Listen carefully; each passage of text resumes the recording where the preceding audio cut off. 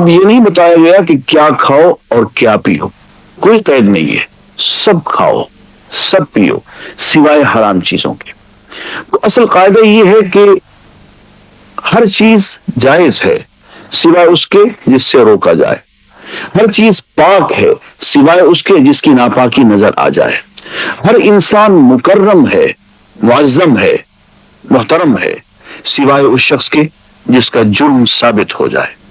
تو ہمارے ہاں اباحت جو ہے، یعنی کسی چیز کا جائز ہونا جو ہے، وہ اصول ہے۔ تو یہاں محرمات بیان کیے گئے۔ پہلا محرم، پہلی حرام چیز شرک باللہ، اللہ کے ساتھ کسی کو شریک ٹھہرانا۔ دوسری چیز والدین کی حکم عدولی، اور فرمایا کہ والدین کے ساتھ ہر حال میں احسان کرنا ہے۔ ایک صحابی نے پوچھا کہ یا رسول اللہ اگر والدین ظلم کر رہے ہیں پھر بھی، تو آپ نے 3 مرتبہ ارشاد وَإِن ظَالَمَاهُ وَإِن ظَالَمَاهُ وَإِن ظَالَمَاهُ، کہ خواہ وہ دونوں مل کے ظلم بھی کیوں نہ کر رہے ہیں اپنے بیٹے پہ، اپنی اولاد پہ، اولاد کا کام یہ ہے کہ احسان سے پیش آتی چلی جائے۔ اور فرمایا کہ اولاد کو مفلسی کے بارے میں قتل نہیں، کے ڈر کے بارے قتل نہیں کرنا۔ اب یہ مفلسی کے ڈر سے قتل کرنے کا طریقہ بہت زمانے سے چلا آ رہا ہے، کہیں زندہ درگور کیا جاتا تھا، کہیں اپنی اولاد کو بیچ دیا جاتا تھا، اور مفلسی کے ڈر کے مارے قتل کرنے کی ایک شکل یہ بھی ہے جو ہمارے یہاں پاکستان میں بہت عام ہے کہ بچوں کو تعلیم سے اور علم سے اور دین سے محروم کر دیا جائے، اور جو ہی وہ ذرا سے اگے ان کو کسی کام پہ لگا دیا جائے۔ یہ بھی قتل اولاد کی شکل ہے جو مفلسی کے ڈر کے مارے ہمارے یہاں پاکستان میں کی جاتی ہے، جس کو چائلڈ ابیوز کہا جاتا ہے۔ فرمایا کہ بے حیائی کے کاموں کے قریب چھپی ہوئی بے حیائیاں اور ظاہر بے حیائیاں۔ ظاہر بے حیائیاں تو ظاہر ہے، ہر شخص جانتا ہے، لیکن چھپی ہوئی بے حیائیوں سے بھی روکا گیا۔ وہ بعض دفعے بہت حسین ادب کی شکل میں ہمارے سامنے آتی ہیں، جو کہ بڑا سمبولک قسم کا، بڑا سجسٹو قسم کا ادب ہوتا ہے، افسانوں کی شکل میں، کہیں ڈراموں کی شکل میں، کہیں فلموں کی شکل میں، کہیں ناولوں کی شکل میں۔ یہ ادب اپنی جگہ پہ دین پھیلانے کا ذریعہ بھی ہو سکتا ہے، نیکی پھیلانے کا ذریعہ بھی ہو سکتا ہے، لیکن عام طور پہ ہوتا ہے کہ یہ ادب شیطان کے ہاتھ میں آلہ کار ہوتا ہے۔ فرمایا کہ بے حیائی کے قریب بھی نہ جاؤ، خواہ وہ چھپی ہوئی ہو خواہ وہ ظاہر ہو۔ یہاں سے یہ بھی معلوم ہوا کہ وہ چیزیں جو کہ بے حیائی کا سبب بنتی ہیں، بے حیائی سے قریب لانے والی ہوتی ہیں، وہ بھی حرام ٹھہر گئیں۔ اچھا، ان چیزوں کو بیان کرنے کے بعد فرمایا کہ ان کی نصیحت اللہ تعالیٰ نے تمہیں کر دی ہے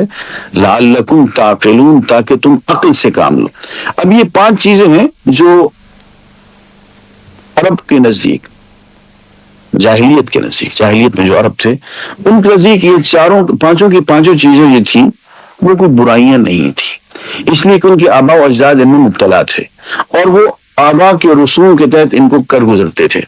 تو یہاں فرمایا لعلکم تعقلون، امید ہے عقل سے کام لوگے اور آباء و اجداد کے رسوم کی اندھی پیروی نہیں کرو گے۔ اس کے بعد 4 چیزوں کا ذکر کیا، ایک کہ مال یتیم کے قریب نہ جاؤ، دوسرا یہ کہ ناپ تول میں کبھی نہ کرو، اور تیسرا یہ فرمایا کہ بات کرتے ہوئے عدل سے کام لو، جھوٹی گواہی نہیں دینی ہے، ہاں سچی گواہی کو چھپانا بھی نہیں ہے، اور فرمایا کہ عہد شکنی نہ کرو، اور سب سے بڑی ہے کہ اللہ کے ساتھ جو تم نے ایک وعدہ کیا ہوا ہے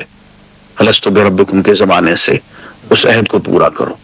یہ 4 باتیں کہنے کے بعد فرمایا ذالکم وصاکم بہ لعلکم تذکرون۔ اب یہ وہ باتیں جن کو عرب بھی سمجھتے تھے کہ یہ کرنے کی باتیں ہیں، لیکن چونکہ احساس کی کمی تھی اس لیے فرمایا لعلکم تذکرون، امید ہے تم نصیحت اختیار کرو گے۔ اور آخر میں ایک زوردار بات کہی، بہت زوردار بات، وَأَنَّ هَذَا صِرَاطِي مُسْتَقِيمًا، اور دیکھو یہی میرا سیدھا راستہ ہے، یہی قرآن جس کی تم تلاوت کر رہے ہو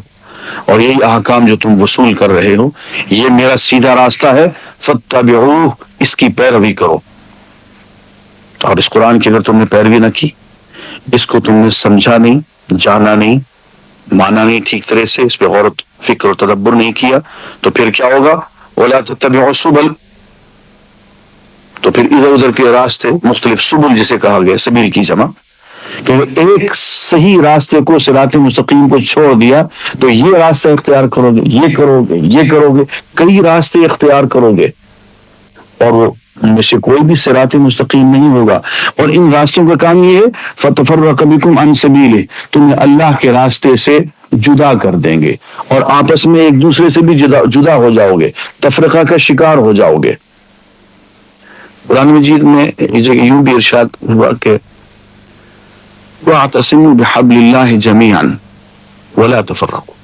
اللہ کی رسی کو، قرآن مجید کو سب کے سب مل کے مضبوطی سے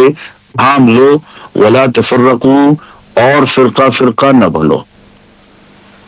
اور میں اس کو واو سببیہ قرار دیا کرتا ہوں، مطلب یہ ہے کہ قرآن کو مضبوطی سے تھام لو تاکہ تم فرقہ فرقہ نہ بنو. یہاں پھر وہی بات کہی گئی کہ اس صراط مستقیم کو، اس قرآن کو اچھی طریقے سے اپنا لو، اس کا اتباع کرو، پیروی کرو، ادھر ادھر کے راستے اختیار نہ کرو، کہیں فرقہ بندی کا شکار نہ ہو جاؤ، مختلف راستوں میں الگ الگ بٹ نہ جاؤ. اور فرمایا ذالکم وصاکم بہ لعلکم تتقون، اور یہ ہیں وہ باتیں جن کی اللہ تعالیٰ نے تمہیں وصیت کر دی، نصیحت کر دی تاکہ تم پرہیزگار بن جاؤ. اب یہ اتباع حق کے راستے کے لیے پرہیزگاری اور تقوی ضروری ہے. غور فرمائیں کہ پہلے تعقلون کہا، پھر تذکرون کہا، پھر تتقون کہا، اور ان تینوں میں بھی ایک ربط بنتا ہے کہ انسان عقل سے کام لیتا ہے، نصیحت اختیار کرتا ہے، اور پھر تقوی پہ کاربند ہوتا ہے.